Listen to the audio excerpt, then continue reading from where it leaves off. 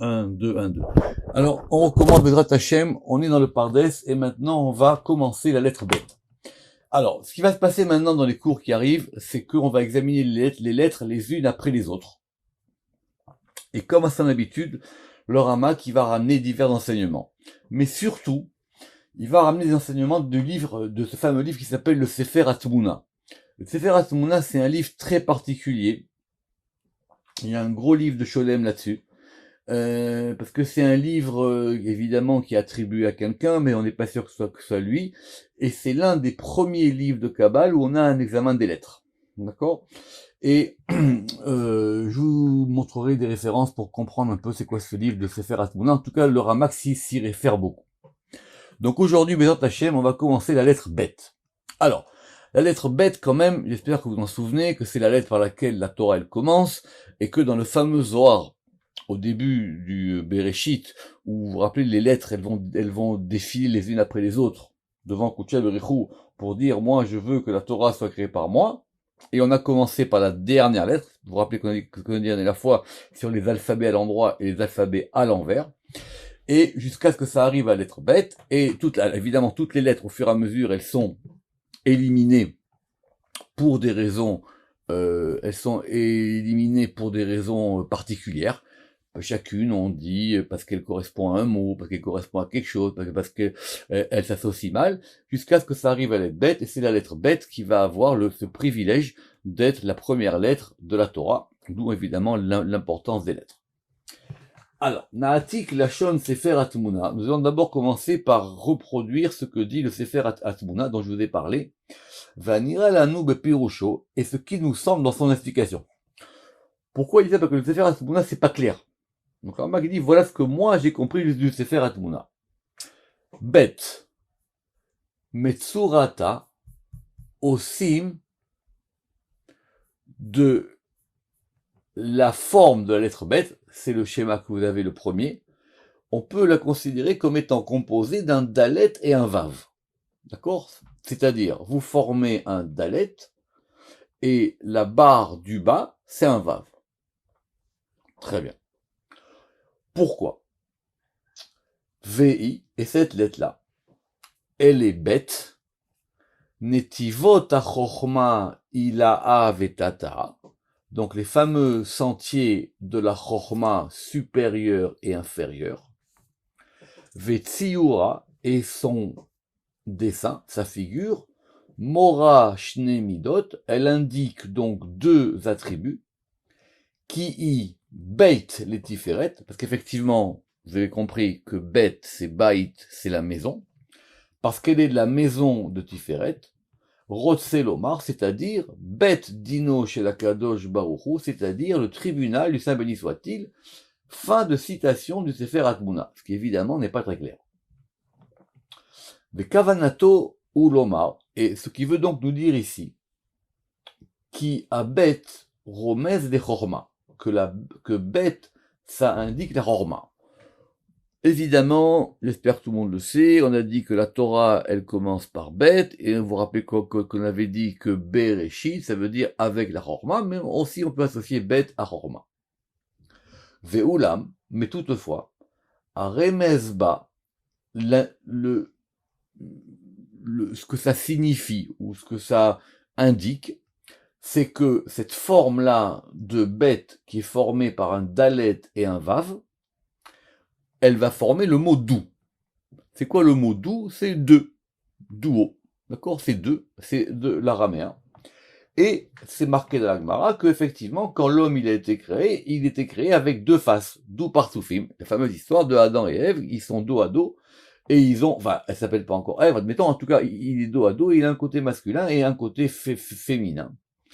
Et donc ça correspond à Tiferet et Malchut.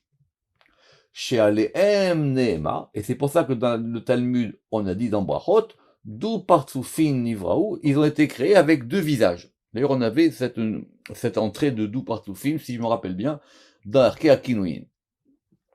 Donc, on a Bet qui correspond à Chorma, mais qui en même temps indique le double visage de Adam quand il a été créé. Ve'emdu beyachad, et ces deux, ils sont ensemble, puisque ça correspond à la même personne. Ka'asher em bachorma, lorsqu'ils sont dans chorma.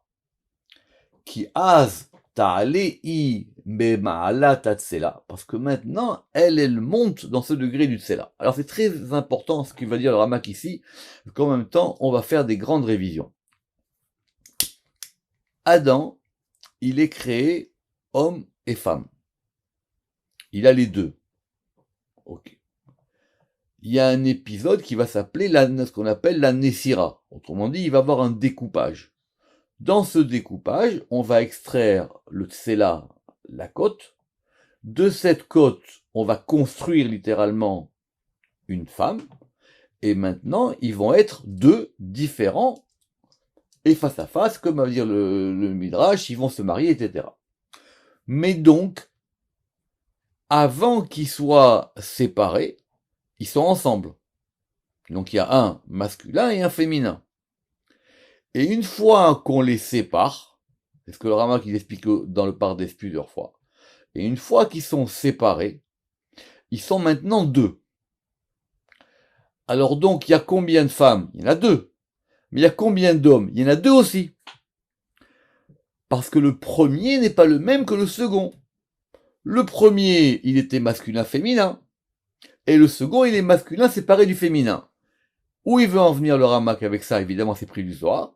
Qu'au début, il s'est dans Chorma, et que maintenant, quand on va les séparer, ça sera Tiferet et Malchut.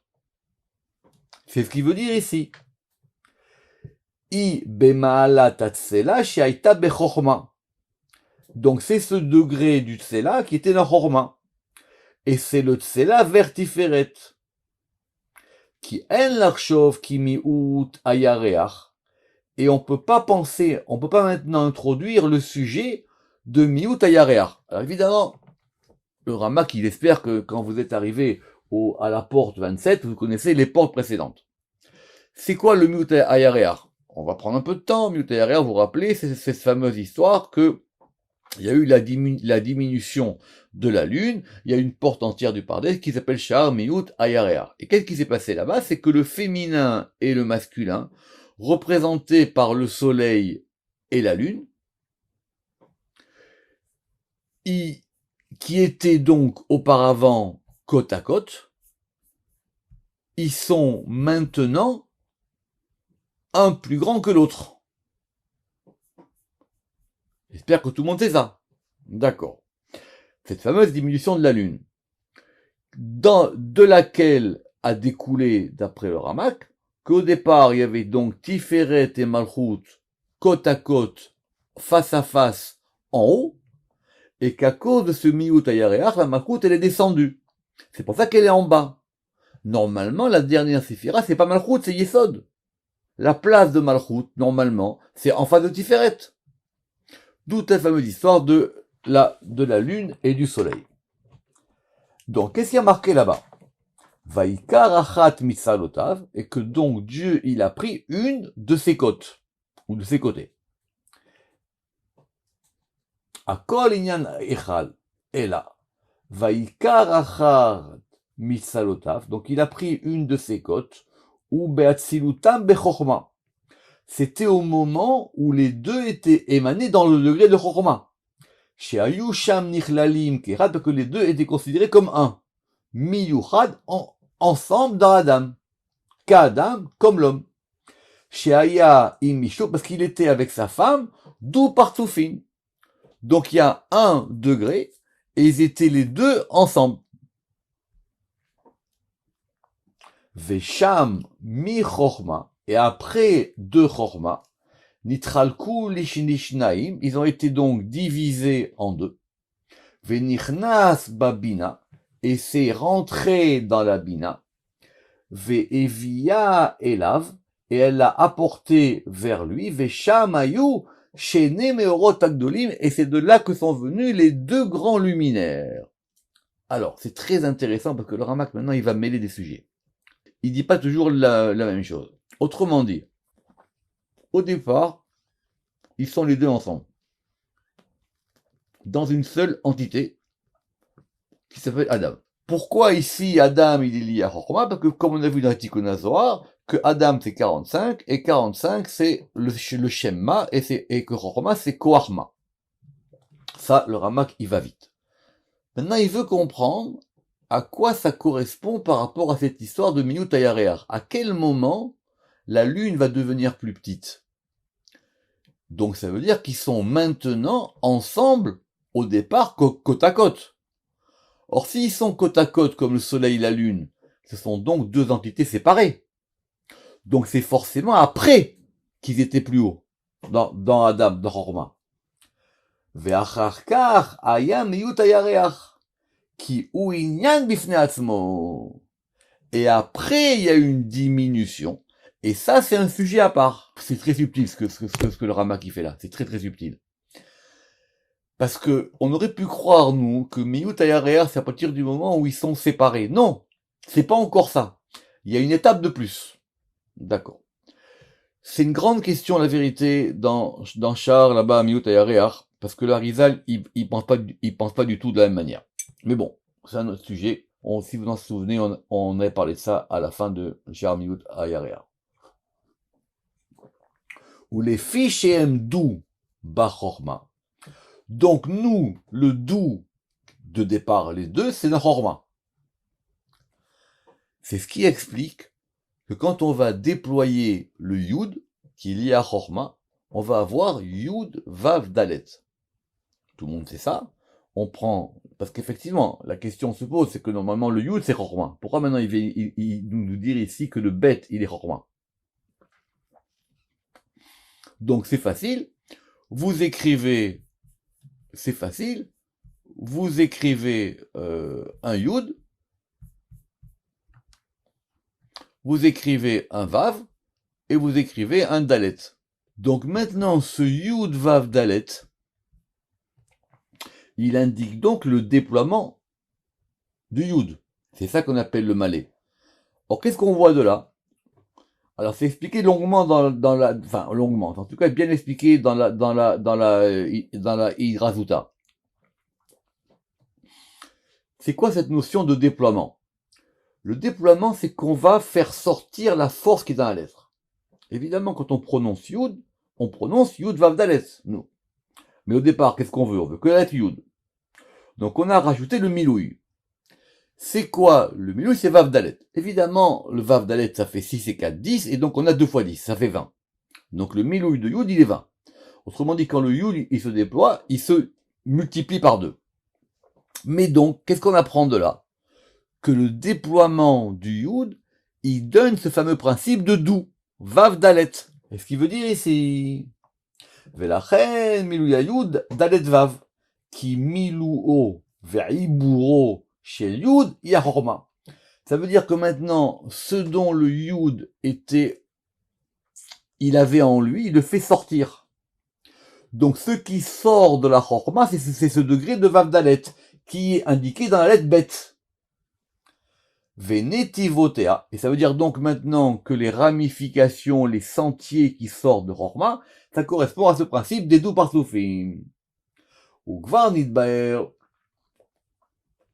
Et on a déjà expliqué que le bet qui est dans Chorma, il indique les netivot. Pourquoi?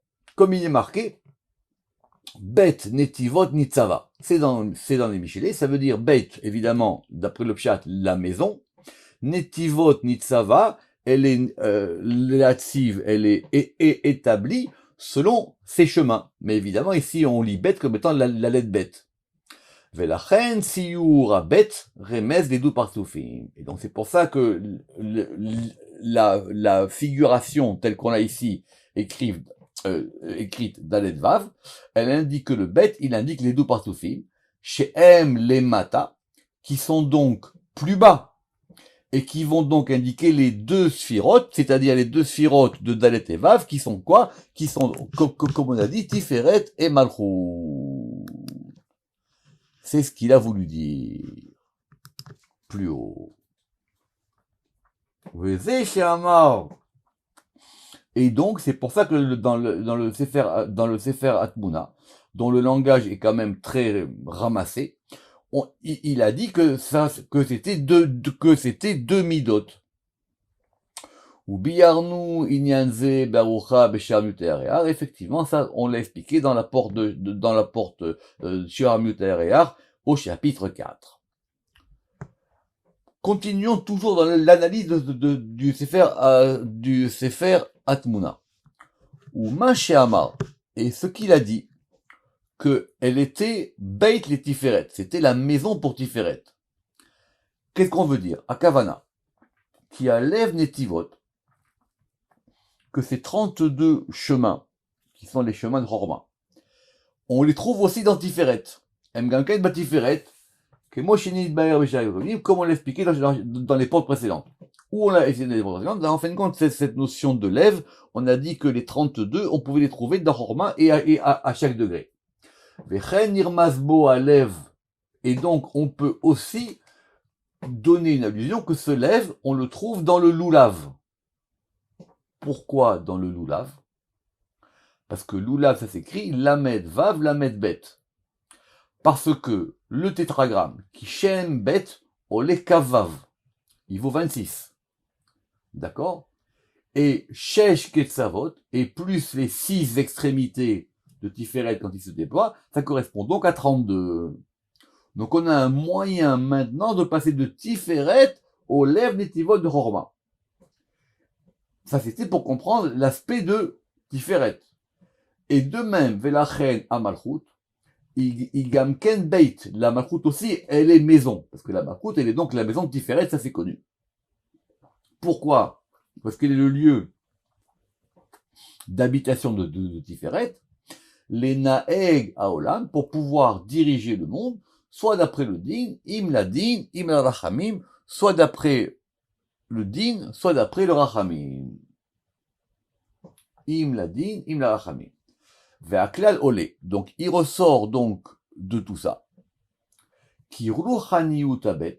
Donc, vous rappelez-vous, le Ramak, il a fait sa distinction entre la forme de la lettre et la spiritualité de la lettre.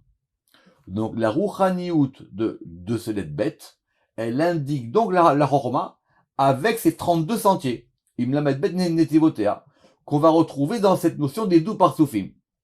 Ve'i kolelet amalchut, effectivement, ça inclut la malchut, à yoneket mina gvura, qui va puiser de gvura.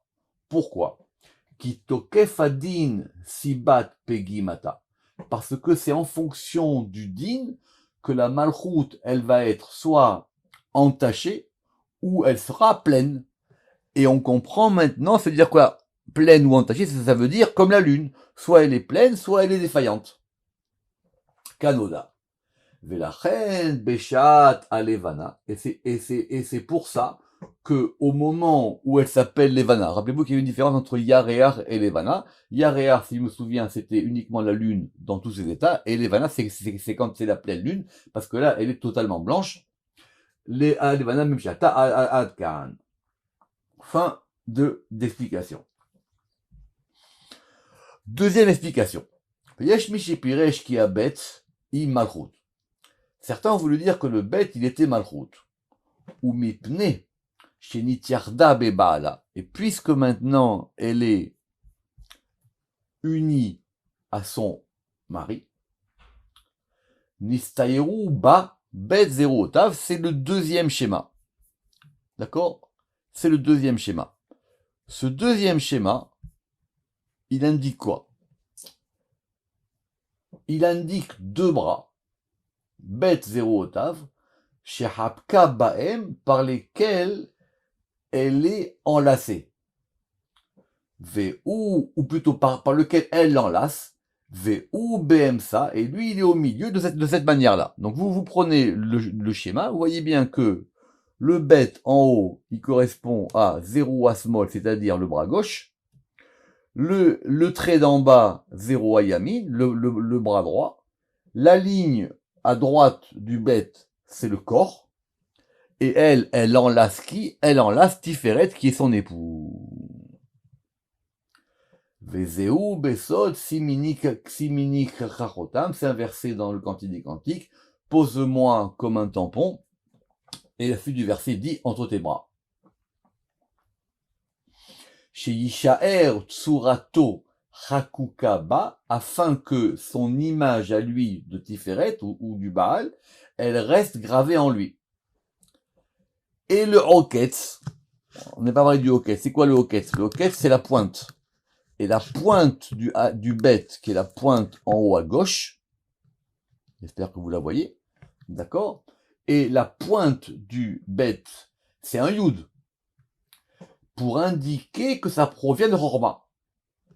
Donc, on a gagné quoi? On gagne que le Yud, effectivement, il est Rorma. Mais simplement maintenant que de ce Yud-là vont sortir les bras de la Malchut qui vont enlacer Tiferet. Je relis. Ve'oketz abet ou Yud l'irmos chez Nitsa Rorma, parce que ça indique qu'elle a été émanée de Rorma. Ve'karov la inyanze, et on trouve quelque chose de similaire à ça dans les Tikkunim, que le bet, on peut le former avec 3 vaves. Alors, comment on fait le bet avec 3 vaves? C'est facile. Je vais voir si je peux vous le dessiner. Vous faites un vav, vous faites un vav, et vous faites un vav. Et vous avez le bet. Et donc, c'est fait avec 3 vaves qui correspondent à 3 piliers. D'où proviennent ces 3 vaves? Ces 3 vaves proviennent, j'espère que vous en souvenez, du Shem Av qui vient des 3 versets Vaïssa, Vayavo, Vayet. Vaïssa, ça commence par un vav, Vayavo par un vav, et Vayet, ça fait un vav. 3 fois 3, 18, n'oubliez pas ça. Et c'est quoi ces Vaïssa, Vayavo, Vayet? Si vous connaissez votre Pardes maintenant, vous rappelez qu'on avait dit que le premier, il était Chesed, on l'écrivait à l'endroit. Le deuxième, il s'appelle Gvura, on l'écrit à l'envers. Et le troisième, Vayet, il est Tiferet, on l'écrit à l'endroit aussi. Et donc ça correspond aux 3 patriarches, Abraham, Israq, Yaakov, Chesed, Gvura, Tiferet. Somchin la Shechina, et qui vont soutenir la Shechina, comme on l'a expliqué dans Shara Metziut, à propos du hé, parce qu'effectivement, il y a plusieurs manières de figurer le hé. Si vous voulez compliquer, et je vais pas vous lâcher, le hé, on peut le faire de plusieurs manières. On avait vu là-bas que le hé, on peut le faire aussi comme étant 3 vaves. On fait le hé un vave, on fait un deuxième vave, et on fait un troisième vave. Pourquoi? Parce que ce hé-là, il correspond au hé de la bina, et la bina, comme d'elle, vont sortir les 3 piliers qui sont Chesed, Vura, Tiferet, ils correspondent à ces 3 vaves, 1, 2, 3. La vérité, il y a une autre manière de faire le hé, mais ici, c'est pas le sujet, mais je vous le dis quand même. On va faire comme il a dit au départ, on fait un dalet, et on fait un vav. Et ce hé-là, il vaut aussi doux. Il correspond aussi à cette version du doux, mais on verra quand on sera dans le hé. Donc je reprends. Donc ça correspond aux 3 votes comme on a expliqué à propos de la lettre hé, qui est liée dans la malchut. Verov amefarshim, et la plupart des commentateurs iskimu, ils s'accordent à dire que le bet est dans Horma. Ou bien Rabbi Moshe Atam, et Rabbi Moshe, il a expliqué la raison en disant que le bet, c'était la deuxième lettre, Ishnia. Donc, si la première, elle est Keter, la deuxième, elle est Horma. Ve Uksata, et maintenant, cette fameuse corne, ou épine du Yud supérieur qui est dans le bet, Leorot, Yesh le Maala, Metziu Dak, Mikol Dak, ça indique qu'au-dessus de Horma, il y a quelque chose qui est encore plus fin que fin. Pourquoi? Parce que si on dit que le bet est dans Horma, il faut quand même expliquer que c'est quoi le Yud. Donc c'est pour ça qu'il ramène ça aussi. Troisième explication. Et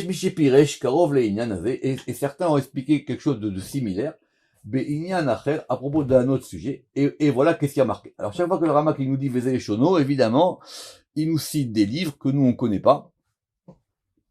Et c'est un peu embêtant, mais évidemment, ce sont des traditions de Kabbale qu'il avait sûrement des choses venues d'Espagne ou du Portugal. Bet yesh shne tzadin be mamashuta Donc dans sa mamashut, c'est-à-dire dans sa matérialité, il a deux côtés. Yotse alatsad ashne azdadim, me'acharea ou milefanea. Donc deux derrière et deux devant. Donc ça veut dire le bête, il est fermé des deux côtés, mais il est ouvert d'un côté. C'était l'explication qu'avait donné le Zohar pour le bête de Bereshit. À savoir que ce qui est avant, on ne peut pas toucher. La Torah commence par un bête pour dire ce qui est avant Bereshit ne touche pas à ça. Peut-être qu'avant il y a un Aleph, peut-être qu'avant il y a autre chose, ne regarde pas ça. Regarde maintenant la direction du bête. La direction du bête, c'est qu'elle ouvre vers la gauche, et elle ouvre la Torah, et elle ouvre la création du monde. Ve'ipotechat kach, les kabel tosefet ruach hakodesh, et pour recevoir un surplus d'Esprit Saint qui provient du Aleph. Kemo dvarim befit talmid, comme des choses par rapport à un élève. Ça veut dire que le bête, c'est l'élève du Aleph. Donc le Aleph, il donne quelque chose au bête, et le bête, il va maintenant diffuser cette chose-là. Vei a bête, et c'est ça le bête, vetsurata mezumenet lechal, et on peut effectivement considérer que le bête, il est comme une maison, il est comme un palais. Ikar hardud veziu biur inyana betevuna. Et effectivement, et c'est ça qui va désigner l'unification de la maison, et c'est quelque chose par lesquels tu vas pouvoir comprendre des choses dans la chorma et dans ton esprit. Donc le Rama qui nous a donné donc, on a dit 1, 2, 3. Maintenant, on va maintenant rentrer dans le Zohar. Rabbi Shimon Bar Yochai alav shalom dans Reya Mehemna. Piresh Zeleshono. Voilà qu'est-ce qu'il dit. C'est intéressant parce que quand le Rama qui cite le Zohar, évidemment, il connaît le Zohar. Il n'a pas ramené ici le bête dont je vous ai parlé dans Bereshit. Donc il va s'intéresser maintenant à des passages du Zohar un peu plus complexes, on va dire, et plus subtils. Zeleshono. Anochi. Prenons la première mot des 10 paroles. Anochi. D'accord. B, Anochi, en lui, on a un kaf. Le kaf de Keter. D'accord? On va faire ça. Anochi. On va l'écrire donc avec Aleph, Nun, Chaf et Yud. D'accord? Donc, Anochi, le Chaf, ici, il correspond à Keter. Et si on enlève le Chaf de Keter, il vous reste Ani. Et si vous coupez les lettres de Ani, vous allez avoir Ain. Aleph, Yud, Nun. Or, c'est quoi Ain? Veketer itkere misitra de ima ila. Et le keter, il est appelé du côté de la mer supérieure. De itkar legaba, dont c'est mentionné à son propos à elle de la mer supérieure. Chamishin zimnin les 50 mentions de la sortie d'Égypte dans la Torah. Vei bet mi Bereshit, et ça correspond au bet de Bereshit, des Kalila Yudamiran, qui va comprendre les 10 paroles, mi Sitra de Chorma, du côté de Chorma, qui est Bat Yud, la fille du Yud. Évidemment, ça sont des Zohars très très complexes. Expliquons. Ubioro. Kiuba les Baer, on va évidemment ici nous expliquer ce Anochi Hashem et Elohecha dans les 10 commandements de Yitro. Ve'amar, ki bemilat Anochi. On peut nous dire que dans ce mot de Anochi, Aremez le Keter, il indique Keter. Ou Be'anochi yesh otiyot Ain. Et donc si on enlève le kaf de Anochi, il nous reste Ain, qui est le Keter. Donc on a 2 fois Keter. Donc, Veyesh Kaf, Shiwa Keter. Donc, on a Aïn. Évidemment, tout le monde sait que Aïn, il s'appelle, que Aïn, c'est l'un des noms de Keter. Ça, on l'a vu au début du Pardes. Et il y a un Kaf, qui est le Keter. Ou Piresh Lanou. Et il nous explique. Qui a Nikra Keter Mitzada Bina. Qu'il s'appelle Keter du côté de la Bina. comme on l'a expliqué dans la Kelim, comme on l'a expliqué dans la Kelim. Où est-ce qu'on a expliqué ça? À propos de cette notion de Anochi. On a le temps, je vais vous expliquer. Ce mot de Anochi, il est très bizarre. Parce que, autant on comprend le Ani, qui est la première personne, le Anochi, c'est pas clair. Et en plus, la raison, c'est pourquoi est-ce que quand Dieu s'adresse au Bnei Israël, parce que tout le monde sait que les deux premières paroles des 10 commandements, c'est Dieu qui s'est adressé à tout le monde. D'accord? C'est les paroles que tout le monde a reçues. Sur ça, les Jurano, ils disent que c'est la différence qu'il y a entre le judaïsme et les autres religions. C'est que dans les autres religions, c'est toujours un prophète qui a dit Dieu m'a dit à moi. Les 10 commandements, les deux premiers, c'est Dieu qui s'est adressé à un moment à tout le monde. Tout le monde. C'est pas passé par un prophète. Donc, pourquoi ça commence par Anochi? Ça veut dire quoi, Anochi? Alors, dans Kekenim, là-bas, il a ramené plusieurs explications, et dont l'une que c'était évidemment, si on commence, c'est par le degré de Keder, mais c'est le degré de Keder l'Iyabina. Pourquoi? Parce que Abou Lafia le dit, et grammaticalement il a raison, Anochi, c'est la forme féminine du Ani. Parce que le jeu, et de la même manière qu'en hébreu, il y a un tu masculin et un tu féminin, il y a le hata, il y a le hat, qu'il y a un ou et un i, qu'il y a un atem et aten, il y a un m et un n, il y a aussi une déclinaison féminine du jeu. Et que donc, le jeu masculin, c'est Ani, et le jeu féminin, c'est Anochi. Ça, c'est Abou Lafia qui a dit cette chose-là, et il a complètement raison. Donc, c'est pour ça qu'il dit que ça serait du côté de Bina. Ou Mitaamze.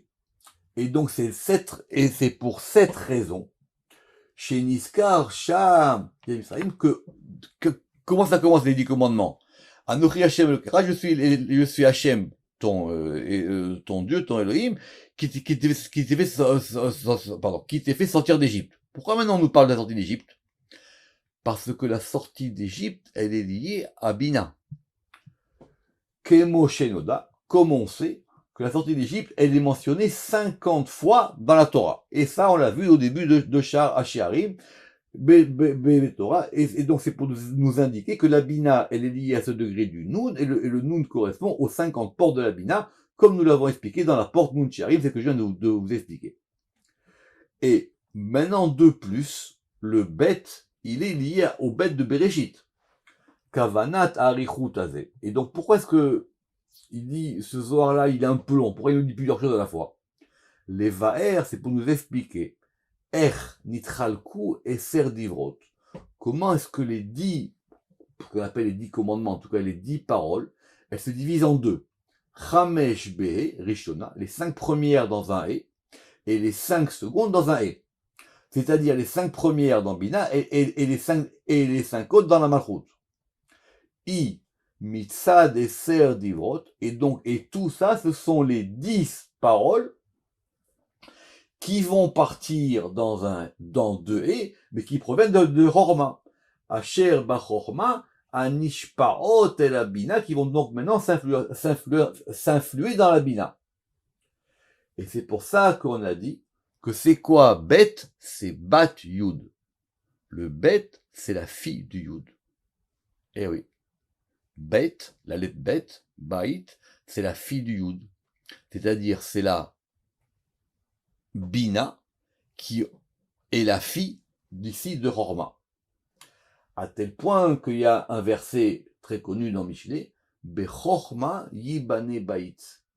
Avec la Horma sera construite la maison. Évidemment, on lit pas Bait, on lit Bet. Ça veut dire que c'est la Horma qui va construire le Bet. Veine les filles ama marazé. Et donc, d'après ici ce qu'on voit, Bet, il est pas ni dans Tiferet, ni dans Malchut, il est dans la Bina. Veod. Et de plus, dans Shir Hashirim, dans le Zohar. Les passages sur les lettres de Shir Hashirim dans le Zohar sont des passages évidemment très très complexes. C'est expliqué là-bas que Rabbi Shimon bar Yochai, il a dit Aleph, Dachar, Bet, Nugva. Facile. Le Aleph, il est masculin, le Bet, il est féminin. On avait vu ça, vous savez aussi, que c'est une manière de dire qu'on peut dire que les lettres, il y en a une masculine, une féminine. On avait vu ça, si vous en souvenez, un peu plus haut, dans les chapitres précédents. Or, si on dit que bet, c'est dans Nukva, que bet, il est féminin, veine nekeva ena bechorma kenoda. Ça peut pas être chorma, parce que chorma, c'est masculin. Bien que chorma, en hébreu, ce soit un féminin, mais chorma, c'est masculin, c'est du côté droit. Ve'ala emet, kol ze efer devara bemekomot acherim, et on doit quand même reconnaître que ce qui a marqué dans ce Zohar-là, c'est l'inverse de choses qui sont écrites ailleurs. Alors, on va juger un peu de temps, que le Zohar se contredise, apparemment, c'est pas un problème. Le Zohar, c'est pas un livre de doctrine. C'est pas un livre où on nous dit, voilà ce qui est bleu, voilà ce qui est vert. Ça, c'est pas intéressant. Ça, c'est faire des tableaux. Ça, c'est penser qu'on peut tout faire en faisant des tableaux. D'accord? Ça sert absolument à rien. Encore une fois, cette semaine, il y a quelqu'un qui est venu, qui m'a dit, monsieur, pour apprendre le Zohar, je veux commencer par des tableaux. Il dit, monsieur, vous êtes à la mauvaise adresse. Donc, le Zohar, c'est comme on voit dans la Tikkun Zohar, il va indiquer des états. Donc maintenant, le Zohar, il peut se permettre de dire une fois c'est comme ça et une fois c'est une autre comme ça. Ça veut dire qu'il se contredit. Tout est vrai, mais ça dépend comment on voit la chose. Donc c'est ce qu'il dit le Ramak ici. Parce que là-bas, dans d'autres endroits, on a expliqué chez Piresh qui bête, on a expliqué que bête, c'était toujours dans Chorma. Alors comment on résout cette contradiction? Ou les taretz nira lanou. Voilà comment le Ramak dit, je pense qu'on peut résoudre ça. Et on peut dire comme ça, l'Omar. Ki bema she'amar bechorma yibane bait. Quand on a apporté le verset qui dit que bechorma yibane bait, ça veut dire que c'est avec la chorma que va se construire le bête. Vechen bemekomot acherim, et de même dans d'autres endroits. Ki a yud ma'ayan elagan shi'abina. Que le yud, c'est la source d'eau qui alimente le jardin, qui est la bina. Et quand on dit ça, Yiturat Sakol, on a résolu tous les problèmes. Expliquons ça. Ki achar she'ayud i bona abayit. Une fois que le yud, il a construit la maison. On a dit ça. Bechorma yibane bayit, ça veut dire que c'est le yud qui a formé le bet. Imken chuya veyota shoresh abayit. Mais c'est pas une fois qu'il a formé qu'il se sépare d'elle. Ils sont toujours liés l'un à l'autre. Cette source, elle alimente en permanence le jardin. Évidemment que le jardin, c'est pas la source. Ça veut dire qu'il y a une connexion entre les deux. Je relis. Ki achar she'ayud ibone abayit imken chuya veyota shoresh abayit ou bemetziuta adak ne'alam bemkora. Et donc, il y a un lien subtil entre les deux. Et donc, si c'est comme ça, il y a deux bêtes. Il y a imken shne betim.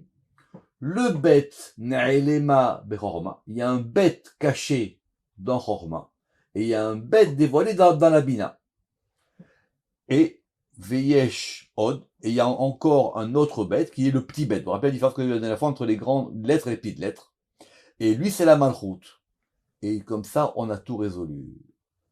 Ou Mekora. Et ce bête qui est dans la malchoute, il provient d'où? De Tiferet. Et quel est le Mahayan? Le Mahayan, c'est le Yesod. Tout ça, ce sont les diverses interprétations du fameux verset Venar Yotzeh Eden. C'est ce fleuve qui va descendre du Éden pour pouvoir abreuver le jardin. Donc, soit on peut dire que le bête, il est, comme on reprend, dans Chorma, et c'est lui qui donne la vitalité dans la Bina. Ou alors on dit qu'il y a un bête qui est plus bas, qui est la Malchut, et qui provient de Tiferet. Et quel est l'intermédiaire entre Tiferet et Malchut? C'est Yesod, et Yesod, c'est littéralement lui, ce